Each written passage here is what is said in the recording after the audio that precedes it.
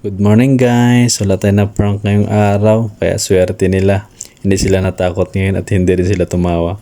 Kaya magbibilang na lang ako ng kinita ko ngayong umaga at hapon guys. Itong unang bilang ko guys ay kita ko sa umaga.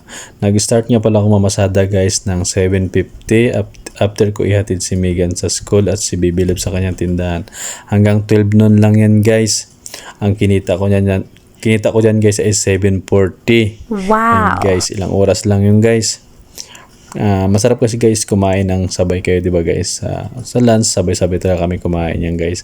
Masarap kumain kasi masaya, kasama mo yung pamilya mo, kasama yung mahal mo sa buhay yan, di ba guys?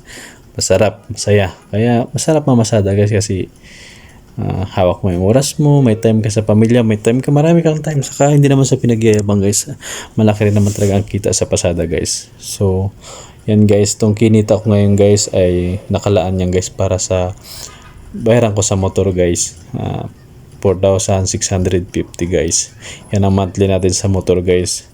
Yan guys, pero guys ay thank you Lord, alam nyo guys, kasi kunti na lang yan guys. 4 months na lang yan guys, mababayaran natin yung motor. 4 months na lang yan. Pag nabayaran pa nga yung month, nasa 13k na lang yan guys. Kunting kimbot na lang. Kunting-kunti na lang talaga guys. Kaya sipag at samahan ng panalangin guys para tuloy-tuloy yung income at swerte sa buhay, di ba guys? Kaya kayo tuloy-tuloy lang sa pangarap. Huwag kayong maiinis or something na kung anong gumugulo sa isipan nyo. Tuloy nyo lang kahit makaipon kayo ng papiso-piso. Napakalaking bagay na yun guys. At least may naiipon, diba guys? Kailangan ng tiyaga. Hindi naman yan biglaan na pananalo ka sa luto eh. Paswerte yan lang guys. Kaya kung wala tayong swerte, magsipag lang tayo. Yun ang pinakaswerte sa buhay natin. Magsipag, magsikap. Yan guys. At syempre, manalangin sa Panginoon para at least kahit paano ilayo tayo sa mga tukso, sa mga bagay na dapat iwasan, di ba guys? Kaya yan guys, suportahan nyo na rin guys yung aking pagbablog para yung mga na-prank natin guys, babalikan natin yan guys pag kumita tayo sa ating pagbablog guys.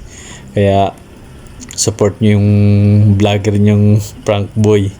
Yan guys, masaya, nakakatakot. Kaya ngayon, magbibilang na lang ako ng pera para iba naman.